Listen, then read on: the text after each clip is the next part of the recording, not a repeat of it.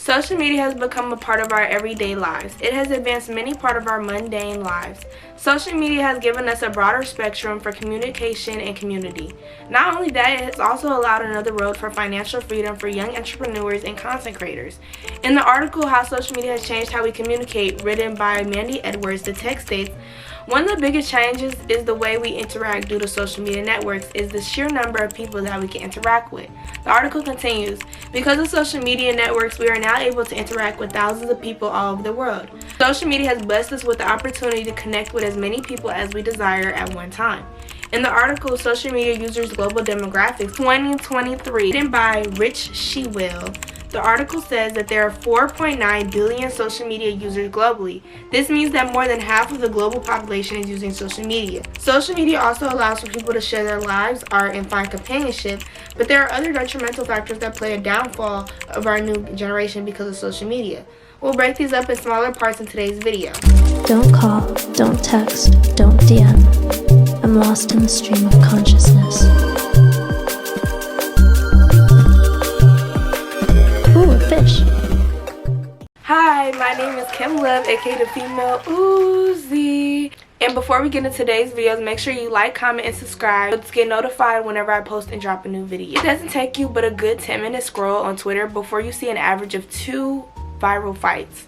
And these fights are either already viral or on their way to being viral. But why is that? Well, everybody loves a good fight. And how do we know this? Well, in the article Violence in the Media, psychologists study potential harmful effects. The article says the impact of violence on the attitudes, values, and behaviors of viewers. The resulting report and a follow-up report in 1982 by the National Institute of Mental Health identified these major effects of seeing violence on television. Some of these effects were listed, for example. Children may become less sensitive to the pain and suffering of others, and children may be more likely to behave in an aggressive or harmful way towards others. Children imitate the behaviors they see adults do because this is how they learn. This oversurplus of violence in the media will desensitize our youth to violent and chaotic behavior. This will be their normal. Because once you experience or see something so much, and this is off script, but once you see something and experience it so much, this literally becomes your normal. Like how in public schools, and mind you, this is not on the script, this is just a personal thing I want to throw in there real quick, because I've experienced going to like more white like schools compared to like public schools that had a lot of people like, you know, my background, you know, from the hood and stuff like that. And there's a difference in how these people like experience fights. Like fights up in like more the suburbs where I went to school at, like it'd be a big deal, like the teachers would go crazy, teachers don't know what to do, whereas a fight in like a public school is like everyday life. Like we're used to this is something you're used to when you come to school. You might see a fight today, you might not, and that's not a regular thing. But that dynamic switch between those two type of people, even though these are both schools, and both schools like usually have like a fight or two throughout the year, maybe 1 or 2, you know, for the most part, but how different they both react in these same situations is so crazy to me, considering the fact that like in high school that was just normal. Like a fight in school would be just normal. But I just thought that was interesting. I just wanted to take another pause in the video to say this is not only just for like a YouTube video, this is also going to be getting shown to my class, y'all. So I also hope you guys enjoyed this. But back to the you know, the script or whatever. Speaking of fighting and violence, this leads us to our next topic and one of my favorite ones. Daddy, shut up. Daddy, shut up. Okay, Baddies is an American reality TV series that premiered on May 16, 2021 on the Zeus Network. The show was made as a revamp of the iconic show Bad Girls Club. The show even features some of the girls who were previously on Bad Girls Club or other popular reality TV series. The premise of Baddies is essentially that they recruit women with high social status or clout who they consider baddies to live in a house together to achieve a common goal. And the goal is usually the bag. I like the bag too, I ain't gonna lie. Okay.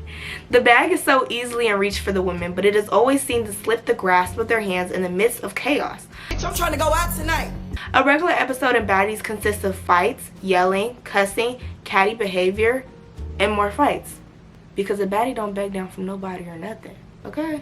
Anyways, for more of a personal opinion, I asked my peers about Baddies and described the show in one word.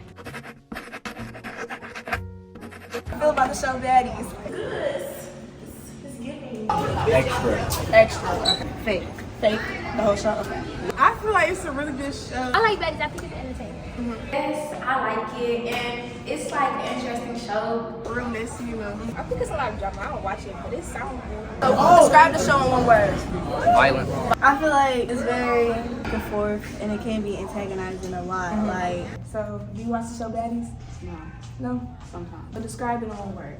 Messy. And it's your favorite show. Describe the show in one word. Hectic. I'm Ari. Hey. Okay, so it's cool or whatever. You know, it's entertaining, but they just kind of embarrassing themselves. They don't really know what they're doing for real. How you feel about the show? It's slow. Baddies is an attempt to get women together, but they almost always do it wrong, in my opinion. They always end up like pitting them against each other, and it's always a most important and the lowest important, and it's always somebody getting bullied in the house. And sadly we found entertainment in that. So They switch up, and it's like weird. I can say it's weird. And it's messy. It is. It's like exciting though. Like you can let a lot. If you could describe the show in one word, what would it be? Messy. It's very hectic, and they put women against each other all the time. They just like, oh, let's be friends, and then you got Natalie the ringleader of it all. But they not friends. They just basically be Beef all day. Yeah. It's a good show for real. I think it is. You watch it? Yeah. You subscribe to it? Okay. Describe it in one word. Violence. Tasiki the only one that really knows what she's doing, but yeah, it's a cool show or whatever. It's not like that, but yeah. Well, describe it in one word. Dramatic. Crazy. Messy.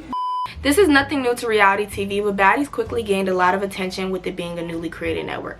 The Zeus network has accumulated a total of 132.7 million views, with it only being out in just 2 years. But it's just a little silly show, right? On October 23rd, 2022, Baddies introduced an audition episode that showed thousands of women trying out or embarrassing themselves in order to receive a spot on the show. My name is Nadege. I'm from Irvington, New Jersey. Today is my daughter's birthday. I also have lots of eating. Next, sorry, baby. You are just so sweet, honey. They would accident whoop your ass. But no. Oh no, I can fight. I beat up my neighbor. I beat up my neighbor.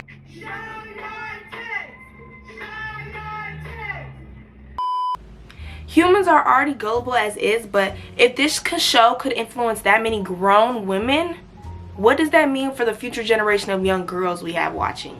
These women are being praised for being baddies. They are praised for how pretty they are, how well they stick up for themselves, and how much money they make. Checking them. How? Is anybody gonna run out? Oh, okay. These women usually have bold personalities that will mix with substances, an enormous amount of feminine energy in the rooms, create conflict that leads to nasty behavior. Because I want to hear you. And I don't want to hear you. And I mean that. What's up? Thank you. What's up? I'm right here. I didn't want to hear you. They were just yelling. Dumb shit. We see hierarchies. Made a decision that you and Smiley are addicted. And you're not staying here because I'm not dealing with outside drama. You're Not only bringing I people didn't onto the do set. anything. But she just lied about not having nobody there. nowhere. There. You are going to Yeah, go we slip can- and they're about to throw your out. Natalie, but that's under contract. Get your stuff. But you know that's under contract that they can't touch my stuff. What the hell? That's under contract that they can't touch my stuff. I told her over and over. But this biggie think it's a motherfucker. You don't want to open the letter, so I'm finna show you. You're getting evicted. Let me help you pack your show. And discussing vulgar jabs about appearance and financial status among the ladies. This my shit. All y'all getting paid off me. Y'all bro. I'm a real life $20 million a year. $20 million a year. Make me more money. This is what our young girls are seeing getting praised in the media.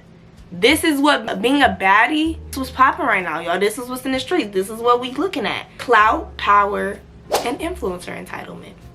From makeup to dancing, the knowledge or skill you have in something plus a good quality phone camera can lead to another stream of income. There's so much money on the internet nowadays. In the article, The Rise of Influencers in the Media, the article states, influencers are taking up a new space in media and brands need to take notice for successful marketing partnership. It's no secret digital marketing has changed over the past decade. The article goes on to say, influencers know what their audience wants to hear. If they back your product, they're going to create content that resonates with them in a way that actually drives conversions better than your marketing team. So influencing has become another chance at financial freedom that a lot of Gen Z has taken part in.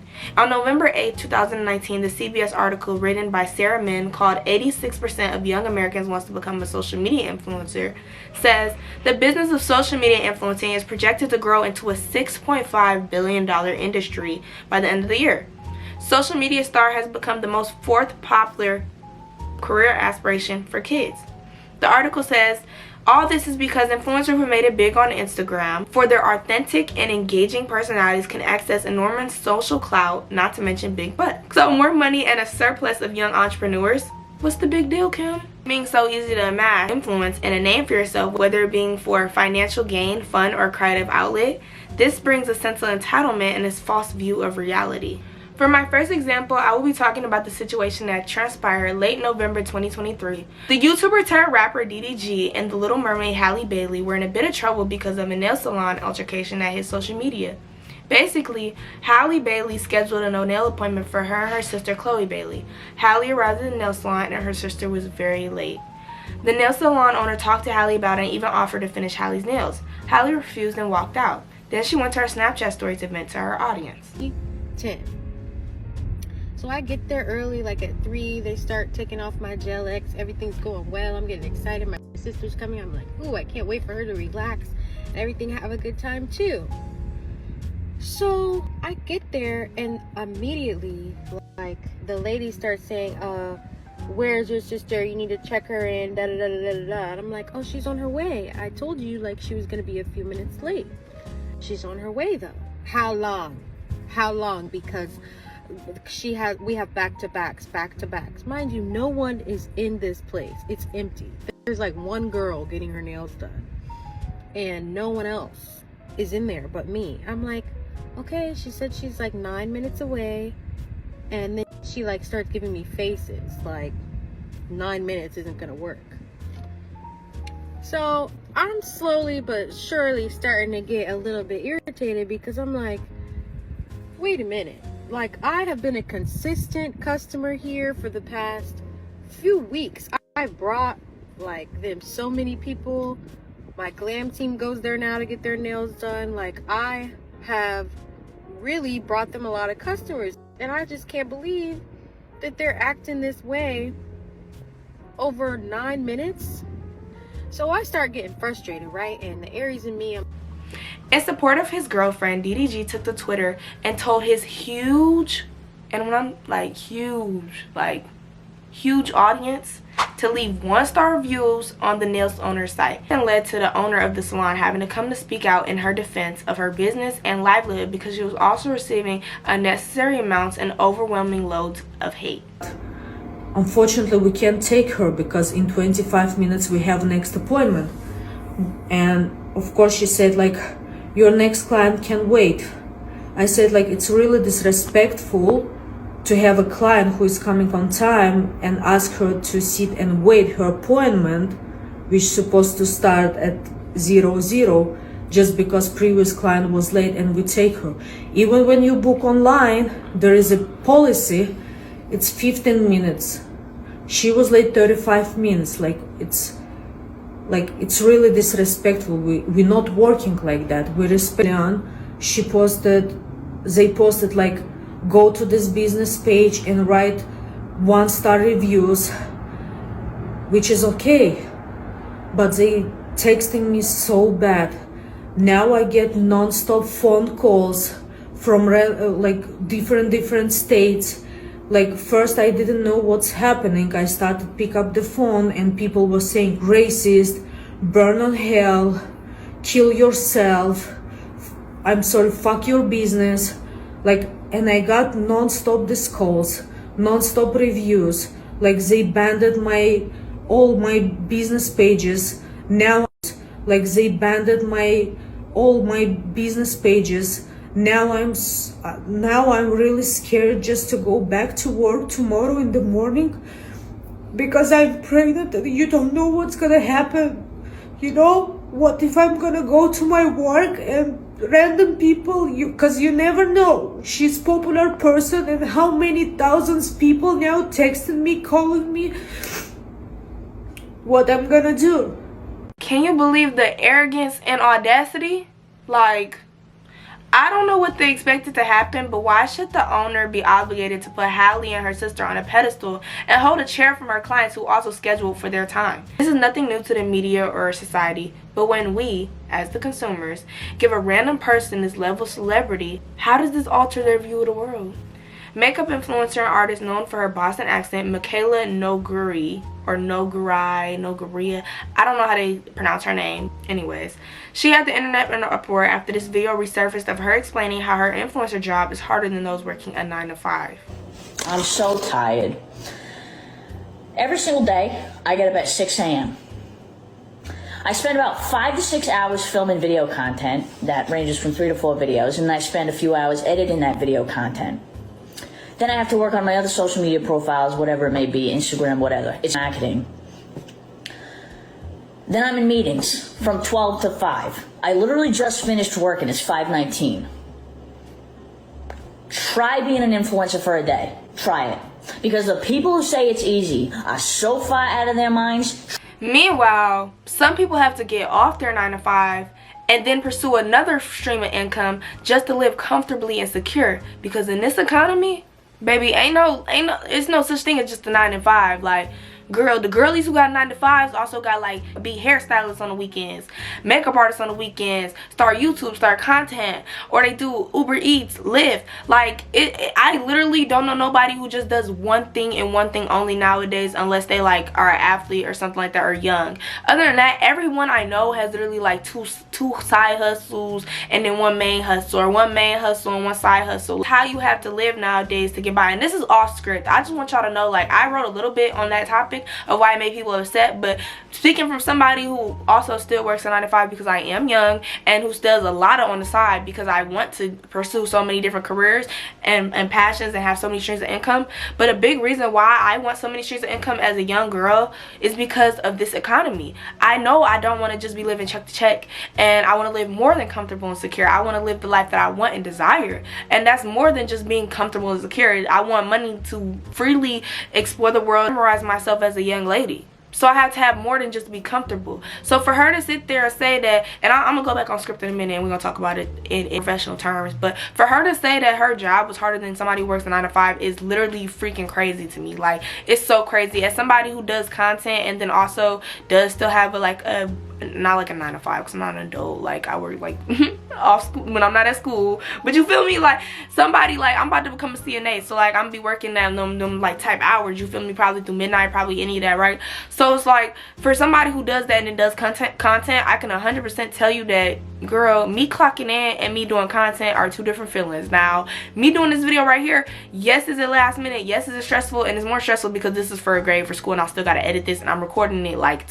2 days before it needs to be like literally turned in and stuff, but we gonna get it done. Trust me, we gonna get it done. Y'all gonna see this video on the 18th, literally on the 18th, the 17th now, so y'all will see this video tomorrow. But I'm just saying, like, from somebody who does content, somebody who also does work and who also go to school on top of that, like, it is not hard. Like, it is not as hard. Now, it's hard, because mind you, y'all understand, I gotta set this camera up, I gotta write this whole script out if I'm doing a video like this, I gotta plan my videos out, plan the scenery, plan all that, make sure the lighting's good, make sure I even feel good, make sure I'm motivated to do a video. Like, it does a lot, and editing can take hours. Editing can take so long, especially depending on what type of video you're doing and the quality of the video you want it. Like, editing takes so long, but it is nowhere near as hard as somebody who's working a 9-to-5, and I just want to clear that up right now. But anyways, back to what we were talking about. Children are being raised by these influencers, which brings us to Kai Cenat. Okay, Kai Cenat is an American online streamer and YouTuber. He is best known for his live streams and comedic content on YouTube. A situation transpired leading to the arrest of Kai Cenat in New York. This incident was so big it hit news reports. CNN posted an article August 10th. The article is Kai Cenat, NYC Union Square, written by Nick F. Anderson and Joe Costa, says Cenat, who has more than 6.5 million followers on Twitch, more than 5 million on YouTube, announced a Twitch stream on August 2nd that he was going to have a huge giveaway at 4 p.m. on August 4th in Union Square Park. Kai Cenat announced that he was going to be giving out PS5s, headphones, gift cards, you know, all that little boy stuff. People started showing up around 3, and sooner or later, Union Square was filled with young boys and fans of Kai Cenat. The bigger the crowds got, the more violence and public destruction eroded. The CNN article goes on to say some people walk around with shovels, axes, and other tools from the construction. Individuals were also lighting fireworks, throwing them at each other. Shoot, he said, "I gotta tie my shoe on 12. Oh my God, they running right now. They running. What's up? How you doing? We out here. I'm an Asian, but I got the chop. I got the chop. New York City, we getting lit. We outside with the Asians, bro. Wait, who got the chop? Let's see. You wanna be my security? I don't got the chop. I got you, bro. I got you. Hey, repping the Dion. Kai Cenat went live Wednesday to say his piece. He said he did not condone the behavior exhibited, and he was disappointed in those who participated in the destruction. Bro, disappointed. Beyond disappointed in anybody who became destructive that day, bro. 100%, bro. None of that is cool, bro. But it isn't Kai's fault. Like, he has such a big audience at just 21 years old. Again, off script. But emphasis on how young he is. 21 years old. And another thing I learned while I was doing the research for this was he makes $400K a month off of Twitch, like off of Twitch. His Twitch subscription is like, if it changes, I don't know, but like from last time I researched, it's $5 a month. And he is making $400,000 a month off of Twitch streams, which, oh my God, give it up for this young black man. Bro, give it up for him. Get this man his flowers. That's one. But like, do you know how many people are watching him? How many young people at that are watching him? Because I doubt somebody's like 30, like, let's turn on Twitch, the Kai Twitch stream. Like, I keep saying scream, Twitch stream. Like, I doubt that's happening. I doubt 30-year-olds are looking at Kai. This is a young audience. This is a young audience. That's basically what I'm saying. Like, he's young. Like, he's young. He's like dang near, like, probably not that far from these kids in age. Like, he could be like their older brother or something, you know, and that's why people relate to him. But him being young, he doesn't understand how much, like, power and influence he holds, for real, for like, I don't know if he really understands that. I don't know this man, obviously, but I'm just saying, like, I don't know if he really understands that, because I don't think he expected this for it to go. But when you put young boys, like, we even see at school how boys act when they're all around each other. Like, they just go loco. Like, when it's a group of boys, 3 or more, they just go crazy. But anyways, let's get back on script. But I just wanted to say that, like, he didn't understand the impact of him making that post. Like, he didn't think that, I know he didn't think like, oh yeah, my boy's gonna go in there F times. No, bro, he wanted to just hand out his headphones, gift cards, take pictures with the fans, get lit, turn up. He's young and turn, you feel me? He just wanted to show out and show up, and he showed out and showed up, and they showed their behinds. Them people in them crowds showed their behinds. Why? This clip made me so mad. This is so off script. This clip made me so mad. Why are you kicking and doing a dance on top of his car like that? Do y'all not know how much cars cost, bro? And he can't do nothing. He ain't gonna run over all these civilians, all these young kids. He know y'all gotta get home to y'all mamas who don't teach y'all home training, or who don't know the behavior that y'all are exhibiting when y'all are out in public. Like, that's the thing. Like, that part really irked me, because, like, yeah, okay, you throwing rocks, you throwing fireworks at each other, cool. But why is you dancing on my Honda Civic? Why are you dancing on my Nissan? Like, are you dumb? Like, I will literally, like, are you, I forgot this going up on school. I forgot. Okay, back to what we was talking about, y'all. That just personally irritated me. Anyways, so this is not Kai's fault. The kids are just imitating the crazy behavior they're constantly shown. The influencers just have such a big influence on the young kids in our generation. And speaking of big influences, this brings us to our next topic: parasocial relationships and the kittens. Okay, the biggest celebrity fan base currently would be a tie between the Hive, the Swifties, the Michael Jackson fans, and the Barbs. Let's focus on the Barbs specifically. The Barbs is the names of the fans of the Queen of Rap, Nicki Minaj. There's a big difference with somebody who's just a fan of Nicki and a Barb, you feel me? Okay, the Barbs are diehard Nicki fans who proudly show their love and admiration for the rapper. They would literally do anything for Nicki because of how much they love her as a person and how much they can relate to her craft as an artist. The Barbs have doxed and harassed those who came at Nicki or anything pertaining to her. While this type of loyalty is beneficial as an artist for longevity and, you know, streaming support and stuff, you know, you like if you have a big audience and a diehard audience like that, like you're always going to be good in like the entertainment industry. It can be a lot to handle as a person though. We see these type of parasocial relationships be fans and popular artists unfold in awkward ways constantly. From Harry Styles getting kissed by a fan at a meet and greet to Justin Bieber at 18 having grown women throw themselves at him. Justin Bieber, how do you feel about older women? Like 21 years old? I'm pretty sure that's illegal. Like, the teenage girls I'll give the pass to, but like in the midst of all them teenage girls and teenage pheromones, there's some grown women in there. But this was normal, right? This is normal. Anyways, this can be overwhelming on celebrities because one wrong move, they're looked at as the bad guy. This is a problem that can only be fixed by the consumers, which again is us. A parasocial relationship is a one-sided relationship where one party extends emotional energy and the other party is completely unaware of the other's existence. Social media allowed us a way to feel connected to favorite celebrities, models, rappers, and entertainers, even politicians. Like, Trump be tweeting. Like, you can literally tweet Obama. Like, you can literally tweet to Obama. Like, and he just might see it, which is crazy. Like, so crazy. Anyways, this can make viewers feel entitled to a person's life and love. Time magazine published an article written by Moise Mendez called Why Some Doja Cat Fan Pages Are Turning Against Her. The article states this weekend rapper Doja Cat attempted to establish boundaries with fans on social media, but her message may have gotten lost in its delivery.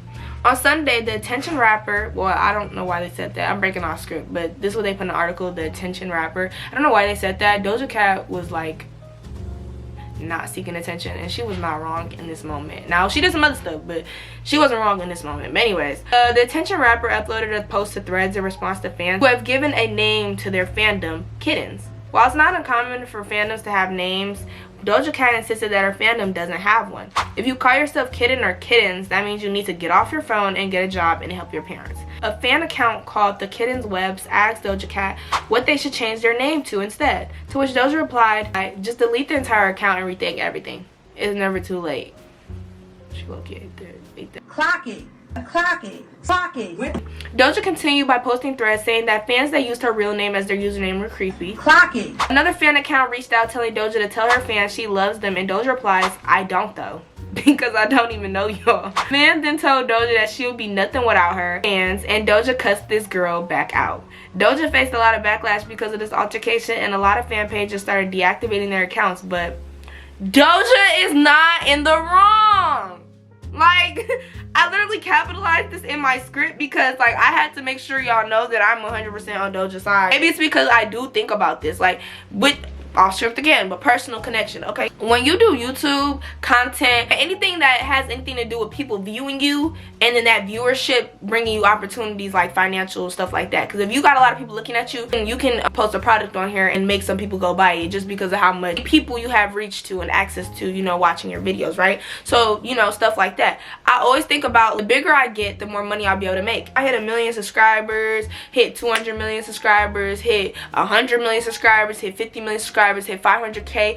That is going to be a different opportunity of how much income I can make off the internet compared to where I'm at right now, right? So with that being said, I think about me getting overly big and like having like one of these type of relationships with my fans, right? Like a die-hard on their end, because I don't know them. So on their end, them being die-hard fans of me and them like literally like worshiping me in a way, or like I think about stuff like this. This is why it kind of scares me in a way, because I always want my life to be normal even after I gain maybe notoriety in a public face. Like I can handle criticism on the internet, people liking me or people, it is like I can handle all that. Like I've experienced a little bit of that at like a lower scale, being like a new YouTuber or whatever, but I have not ever experienced that at such a mass level, like of like thousands of people tweeting you at one time, or thousands of people getting on you about something, or even being like canceled for per se. Like I've never dealt with none of that being such a small YouTuber right now. But this thought of how big this can get always crosses my mind, because like, I'm not gonna lie, I don't want to like run for paparazzi. I don't ever want to be that big where paparazzi chasing me. I don't ever, when I tell you, that is something I do not want to handle. I want to get as big as I possibly can, and as big as God allows me to, and I think bigger than out the box. So I could be one of them YouTubers that get featured in a movie or something like that. That's the goal. But one of the things that I don't like with the goal is I don't want to feel like my privacy is not no longer mine as a celebrity. Or that's the thing, I don't want to ever reach celebrity status. I just want to be a really lit YouTuber. Like, I'd be like Kai Cenat, but I ain't gonna lie, y'all wouldn't be catching me nowhere. Y'all wouldn't know where I promise y'all probably would not know where I live. Y'all wouldn't know. Like, I'll be so low-key. But anyway, that's in the future. But I'm saying that's something I think about, because this is an actual thing. When people love you so much, they feel entitled to your life and your love and who you are as a person, which is disgusting and weird. People are creepy and just as entitled as some of the influencers.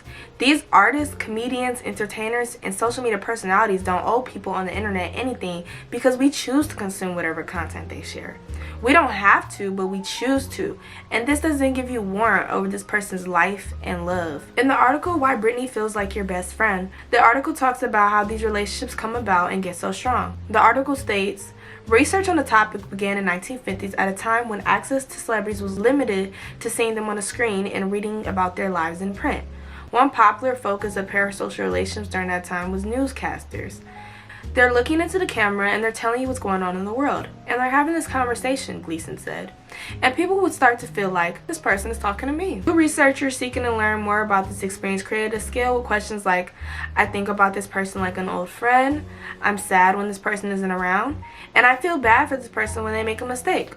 All these sorts of things that might be true for a friend that also seem to be true of their relationships with these newscasters, who, by the way, they have never met. Researchers discovered that any type of celebrity or public figure could trigger this parasocial experience. The article also goes on to say that access brings a new nuance to the concept of a parasocial relationship. You being able to comment and tune in is not really that different from you being able to think about what you would say or do if you were interacting with the celebrity in reality. Except that you can actually do it with some small likelihood that the celebrity will see it, Gleason said. It is a small constraint though, because the celebrity's response is in public context. Without the celebrity actually knowing who you are, as long as it doesn't involve into a real relationship, then it's still largely parasocial. This relationship is only deep in your head. And that is why it's not a good idea to allow yourself or the new generation to idolize these celebrities.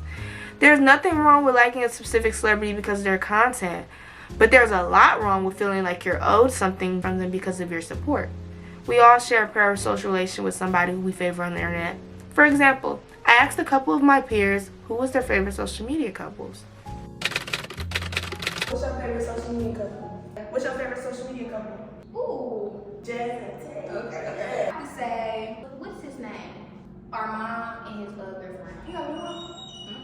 Oh, you got the same one? The Yes, his baby mama. Oh, baby mama. Me, my man. Okay, period. There's nothing wrong with this, but it was interesting to see how many people actually had a couple on the internet that they favored, considering that none of these people know that we exist. Like, at all. Like, I have a favorite. My favorite is Jazz and Tay. But, like, they have no idea that I exist at all. But I've seen their relationship literally from start to finish. For the most part. Because, you know, they still get to choose what they show us, you know? That, like, everybody's, like, experiencing these parasocial relationships all the time.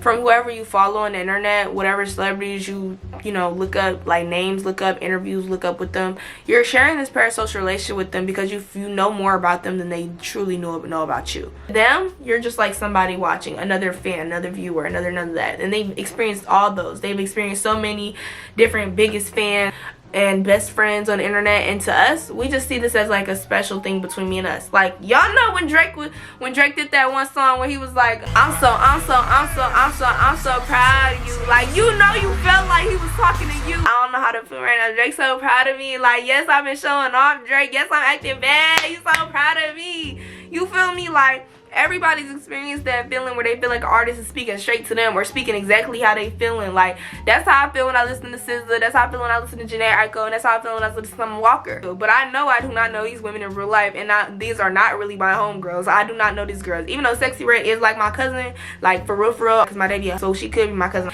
But still, I feel like I share this connection with her because she's a black girl, she's authentic in herself, and she's like what I seen, you know, some of my aunties act like and cousins act like growing up. Like, I can relate to her in a way, but I've seen her, she's familiar to me, you feel me? But there's no way, shape, and form that we actually have any relationship that's not parasocial, because it's one-sided. The over-sexualization and adultification of young kids in the media. Last topic of this video will revolve around the kids, and on the kids behaving grown, especially on social media. I was first gonna just touch on the girls, but it isn't just us. It's all the kids on the playground. First, we will start off with Alabama Barker. Alabama Barker is an internet personality and a child of Travis Barker. She is a very pretty girl, who's amazing at makeup, but let's be real. She does not look 17 years old at all, and she just turned like 17. Like, me and that girl like close in age. Like, she's like, she could be like one of my friends for real. Like, I'm 17 currently, right? And I think even people say I don't look 17, but that's because like we're gonna get into all that. Let me not get off script, because I'm about to break all that down. She's also the stepchild of Kourtney Kardashian. She is constantly scrutinized for her age in comparison to the age she looks. Every post she makes, she has provocative clothing on and a beat face. I feel like her stylist also plays a role in the constant glamorization, but I think this also is because of social media. Her being a young girl with the funds to actually fuel this baddie aesthetic at all times can show us that how many young girls are still obsessed with looking at like these Instagram models and influencers that are seen on our feeds. We're gonna put a pin right here because I got something to say. We're going off script, okay? So like I was saying, she's very young and she's like my age, and I can experience the same thing because with social media being like something you want to pursue, I feel like you constantly have to like constantly noticing how you look in the eyes of other people, because when I put this out there, I'm putting this out there for other people to see. So yes, I put a little blush on. Yes, I make sure my hair is flat ironed and my lace not showing, you feel me? Yes, I make sure I have like appropriate clothing on for the video. Yes, I make sure my background's clear and concise so that y'all can focus on me, since I'm the vocal point of this video and what I'm talking about.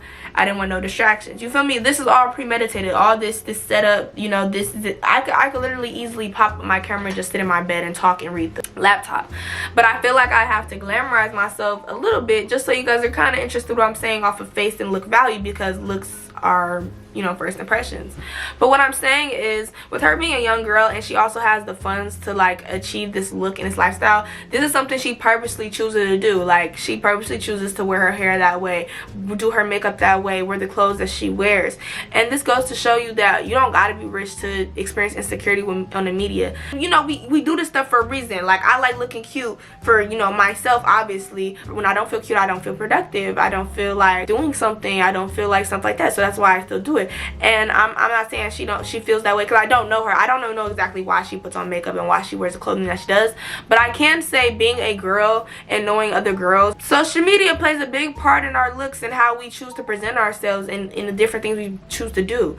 9 times out of 10, you wouldn't have just by yourself go pick up some lashes before you've seen them on another girl and look how good she looks in the lashes, and you're like, let me go try this out, let me go put on some lashes, you feel me? Like, all that stuff is influence. All that stuff is influence. What you think is what pretty means and what pretty looks like, that's all influence. Like, that's all influenced by who you grew up with, your morals, your values, what you grew up seeing, and what your dad called pretty, or what your mom called ugly, and what your mom called pretty, and what your mom called ugly. You feel me? It's all personal. Part of that can be influence. When we see these waves of like, and women, not girls, women in the media with these snatched bodies, perfect skin, and the butt on W, like, girl, she's so bad, look like Claire Huxtable, so thick, make everybody uncomfortable. When we see these women in the media, it can obviously trigger a part of you that's like, hold on, like, will my booty look like that at 23? Like, hold on, I'm turning 18. Is this it, God? Like, hold on,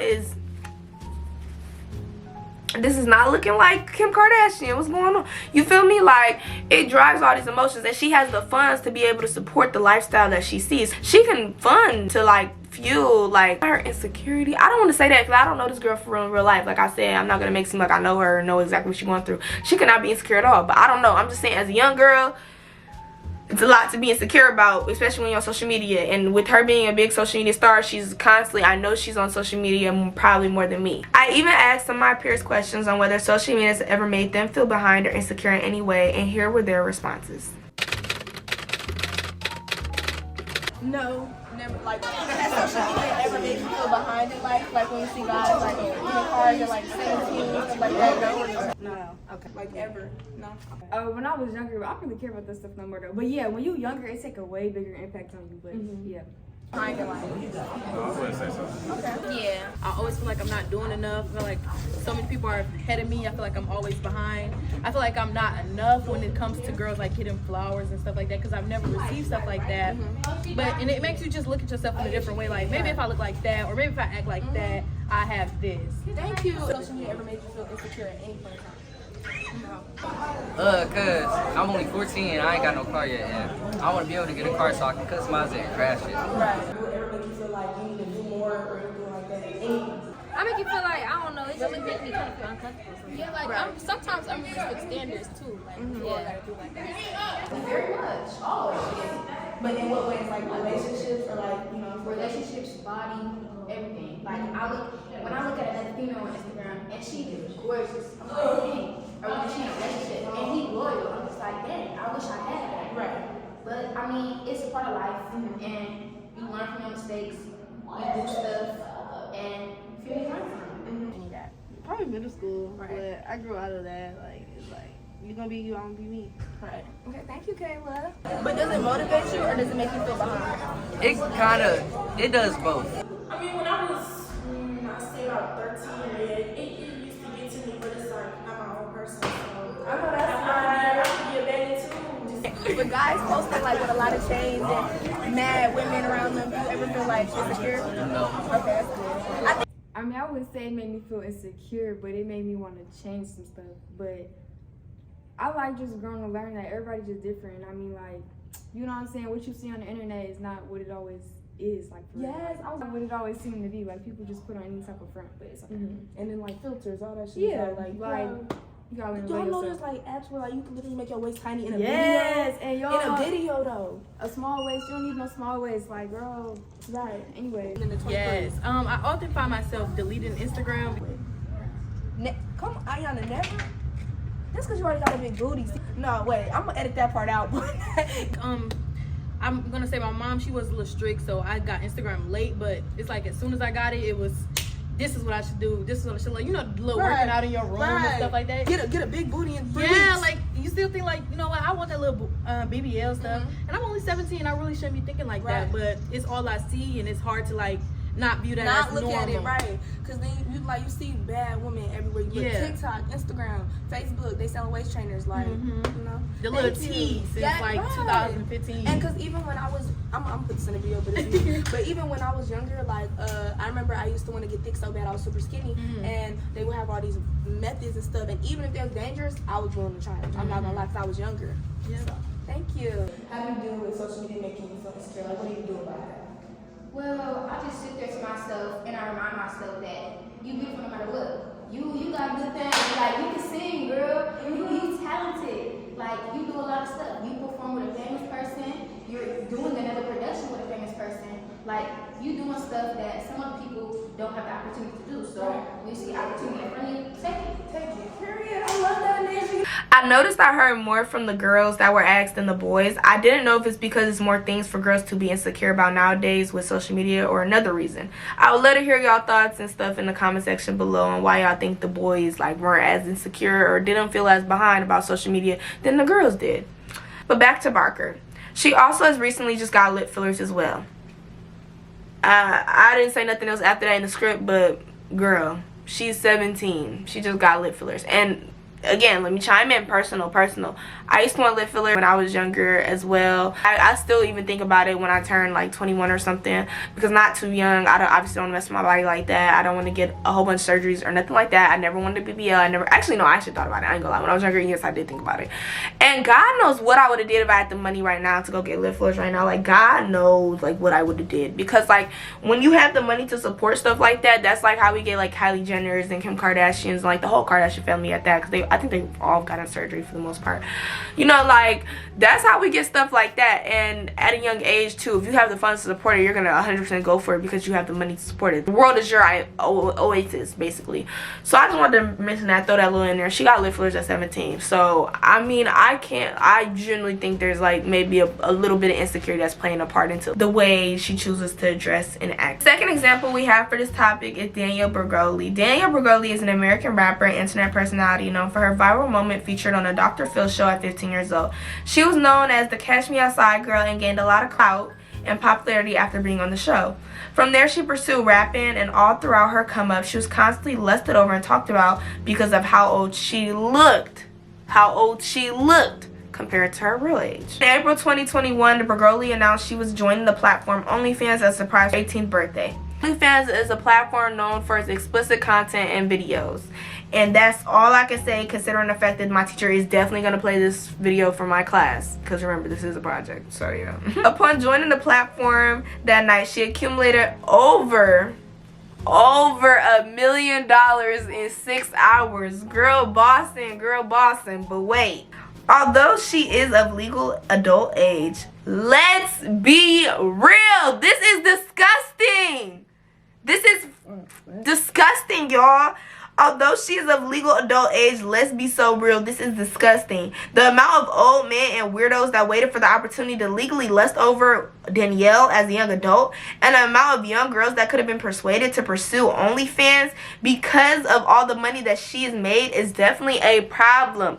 One, these old men are now, like, they're now justifiably by law lusting over this young girl, and they were waiting for the moment for her to hit this right age of 18 that so she can legally be looked at as an adult, even though this is a baby. This is literally a baby still, like literally a baby, like literally. And that's so disgusting how many people were so ready for her to drop on OnlyFans to see her unleash explicit content as a young underage girl. Well, she's not underage no more, but y'all get what I'm saying. And second of all, the women that are going to look at that, the young, not women, I keep misconstruing that. We're talking about these young girls that are going to look at this like, this girl made $1 million on OnlyFans in one night.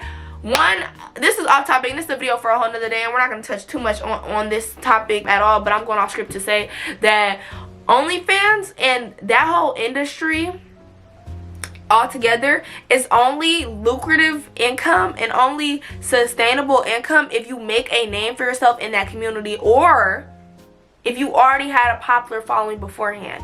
So for the young girls watching Danielle like post how she made over $1 million in 6 hours off of her first drop, it's crazy because like young girls will take that and run for it, and now they're waiting for them to turn 18 so they can do their drop, thinking they're about to get millions of dollars when they're really about to get probably maybe $2 and something to go get a Sprite from the store. Because girl, nobody knows you yet. Nobody knows you as in that category of content yet. For you to gain at least a quarter of what this girl has made off of doing that platform, you would actually have to indulge yourself and make a name for yourself in that industry, and that's gonna mess up a lot of opportunities for you in the long run. She's a celebrity, and not only that, she can make money from rapping and doing all the other stuff because she already has popularity and gain.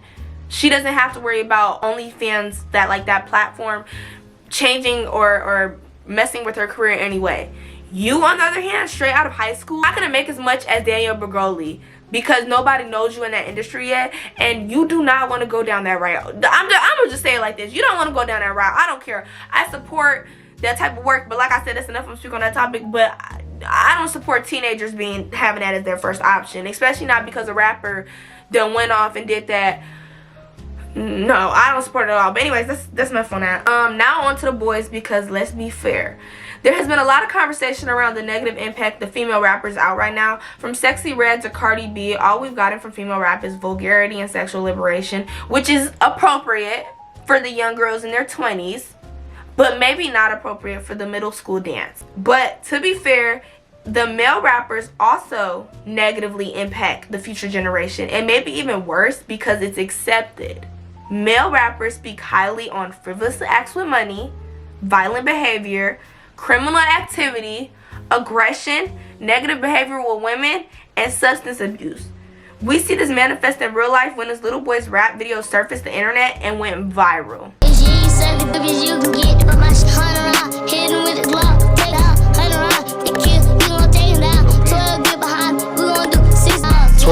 The little boy's name is Little RT. He is 9 years old.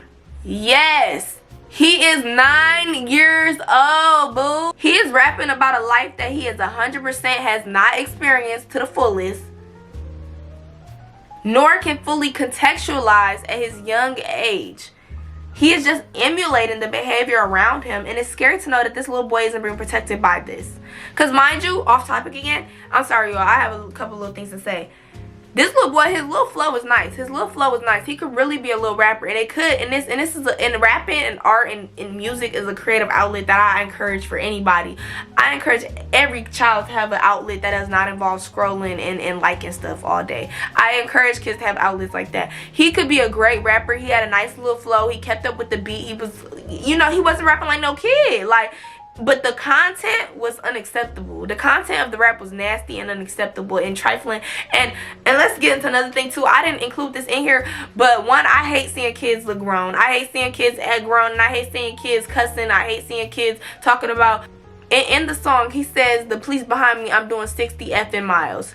You're not getting nowhere, babe. You might as well just turned around and drove to the police. Because, baby, you driving side by side to them at this point, baby. You driving right with them. You following them to the police station as we speak. Like, you're not getting off with 60 miles on the freeway from the police. You're not getting off that way. But like I say, a kid, he don't understand what the heck he talking about. 60 miles sound fast to him when he in the back seat. 60 miles sound like dad whipping that mother, like even whipping it. You feel me? But I'm just saying, I hate that. That's ew. And I didn't include this example here, even though I was going to, but I decided not to because of just how long this video already was. Like, and I already got to edit tonight and stuff. So if broke shower, don't like kick my behind for procrastination, all that loud talking in class. I wanted to include this too because right after this, I'm most likely gonna be like towards the end of this video. We're towards the end of the video. This little boy, his name is Loyal. Loyal and his mama Jada Chavez. Y'all might know her, Jada Wade, the little baby's baby mother. She posted a tweet. It was on Twitter, and it was like a TikTok or something like that, a little video, basically him guessing the drinks in his box. A little game that like people have did with on YouTube, on social media or whatever, where basically there's a box and he doesn't know the drinks and he's dressing the drinks based on like the taste or whatever. He's guessing the drink based on his taste. Water. Okay, good job.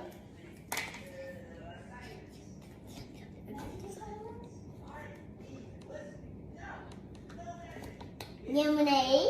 Good job. Come on.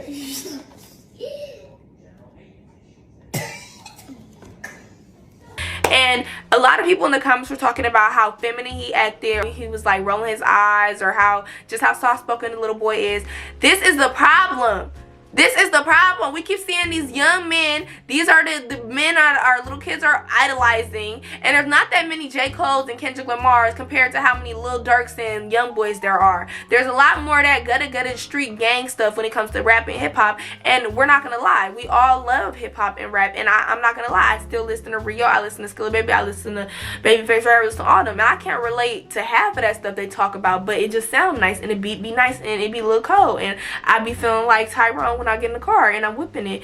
I'm sorry, sometimes I want to hear about the RTs and all the other stuff. But anyways, back to what I'm saying. This is like the norm for young boys. Young boys should be talking about unprotected stuff with multiple women. Young boys are supposed to be talking about how aggressive they get and how they do a person if they do them dirty or grimy or wrong or whatever, and how they're doing police chases. But no. And then y'all see a regular little boy like Loyal, and now everybody just like, oh, he's gay, he this. This is a little boy we're talking about, mind you. Like, that's actually inappropriate. Like, you should not be calling no little boy gay. You shouldn't be putting no sexuality on no little kid. Like, if they're under the age of 13, well, I honestly don't label anybody, but still, if they're under, that is like wildly inappropriate. You should not be calling no kid gay. And he's talking like his mama. He's very soft-spoken. Okay, cool. He's outspoken, soft-spoken, whatever. He rolls his eyes. He's acting like a kid. But then Lil RT, he acting like just an upstand. Like, that's what little boy's supposed to be doing. No, it's not. It's disgusting and it's weird. Anyways, let me finish with my script so we get done with this video and get to editing. In another video, we see him around a group of grown men who encouraged him to engage in this inappropriate conversation with a grown woman.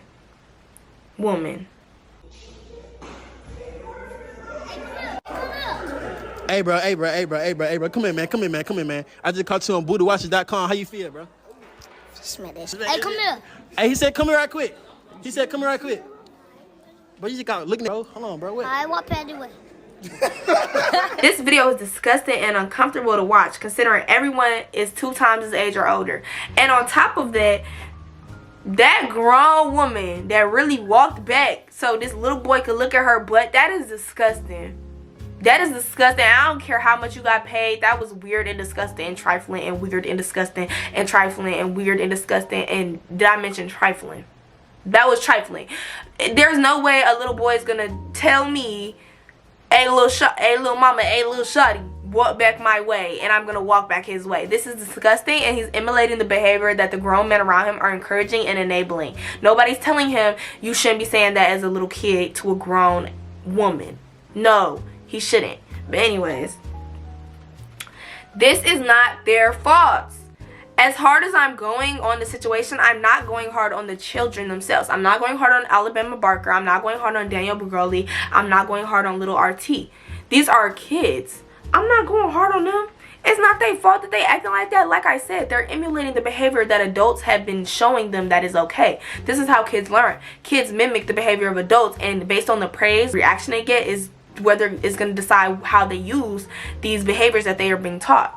He is getting praised for telling this grown woman to turn around and walk past him. So now he's going to keep doing this, and it's probably going to get creepy when he gets older, telling young girls or girls that are he not supposed to be talking to turn around and walk past them, because he got praised for his behavior so much when he's young. And while you're young, this is the best time to teach you, because you're gullible and you're easily manipulated and easily moldable as a kid. I went off script, but I'm spitting like... I just want to make it perfectly clear that this is none of these kids' faults. The people around them who are supposed to protect them and guide them are failing, and honestly, there's nobody to cater to the kids anymore.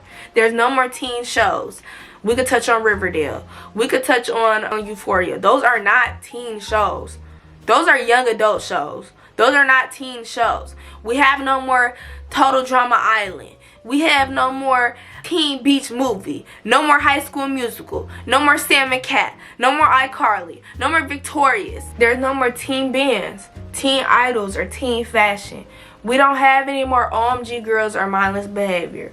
At the end of 2020, we experienced the show Justice getting permanently shut down because of the lack of an audience. Same thing with Oscar. Same thing with Toys R Us.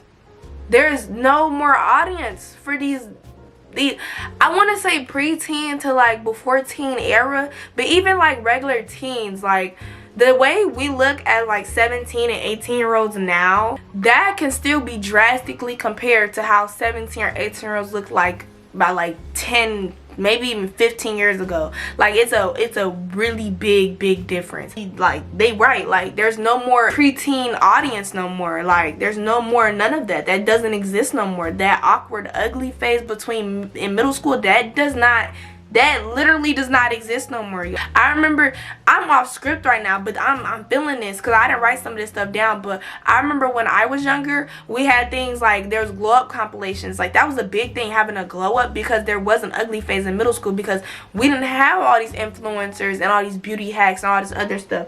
Like you actually had to figure out through your own learning how to do makeup and stuff like that. Like it was makeup tutorials and MUAs out at the time, but honestly not as many as it is now, and not in short form content. I actually used to have to watch a whole YouTuber go through their whole makeup routine, and then it was hard to find like black girls that did makeup and stuff like that for real that were popular, besides like Jackie Aina and stuff like that. But I'm saying this is a real thing we experienced. The glow up compilation thing, that's not gonna be as popular as it was back when I was younger, because that was like a big thing. Like, I don't know, whole glow up, like a glow up was like a big thing. Like, everybody's gonna have a glow up, you know, because people was ugly and they actually had to be ugly before they got cute. As soon as kids turn 13 to 15, they immediately start acting just like the 7 to 18-year-olds. There are no more ugly phases with all the beauty hacks influencers out here for your kids to watch and use as a guide. Kids are popping out the womb with AirPod Pros, a smartwatch, and an iPad attached to their bones. And it's scary. Anyways, this is the end of today's video, y'all. I hope you guys enjoyed this video essay about social media and its detriment to our future generation. Usually, I feel like these videos are supposed to have some sort of solution, but honestly, I never said I had a solution to this shit. But I feel like I kind of offered some solutions, though. I feel like I kind of gave y'all some little things y'all could do in each of these sections. We talked about parasocial relationships. We talked about baddies. We talked about violence in the media. We talked about adultification of young girls and young kids in the media and how this impacts us. So I hope you guys learned a little bit about how social media has really gotten serious to our future, and we really need to like fix some of these things before stuff gets too out of hand. You feel me? Your 12-year-old should not be looking the same age as Kylie Jenner, nor me. Your 12-year-old should not be looking my age. Your 12-year-old should not be looking 17, 18. And yeah, y'all, and your little son should not be sounding like little Tyrone from down the street on my block that sell drugs. They should not be having the same vernacular, same vocabulary at all. They should not. They should not. I get something, people are products of their own environment, and I get that he probably is just a product of his environment, but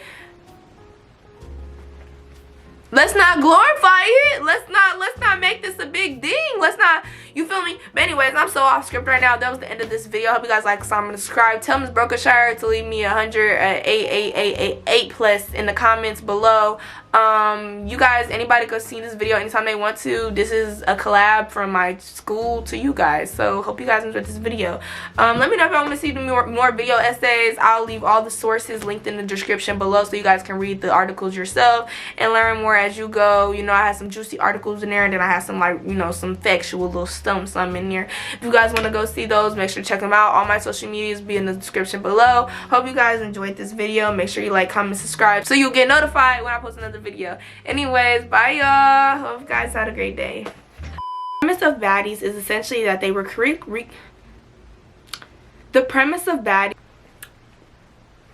women with high school staff, so more money and a surplus of young entrepreneurs. She was also receiving unnecessary. Okay. This then led to the owner of the salon having on YouTube announced during a Twitch stream to which Doja replied, you being